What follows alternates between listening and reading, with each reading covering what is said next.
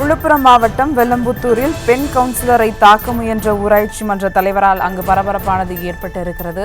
முதலமைச்சர் தனிப்பிரிவு மாவட்ட ஆட்சியருக்கு மனு அனுப்பிய விவகாரம் தொடர்பாக பெண் வார்டு உறுப்பினரை கற்கள் மற்றும் செருப்பை கழட்டி அடிக்க பாய்ந்த ஊராட்சி மன்ற தலைவரின் வீடியோ சமூக வலைதளத்தில் வைரலாகி பரபரப்பை ஏற்படுத்தியுள்ளது.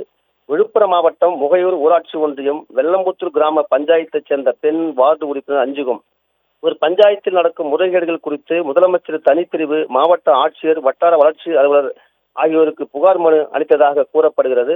வார்டு உறுப்பினர் வீட்டுக்கு சென்று வாக்குவாதத்தில் ஈடுபட்ட போது இருவருக்கும் ஏற்பட்ட வார்த்தை போரில் செருப்பு கழட்டி கற்களால் தாக்க முயன்ற சம்பவம் பரபரப்பை ஏற்படுத்தியுள்ளது.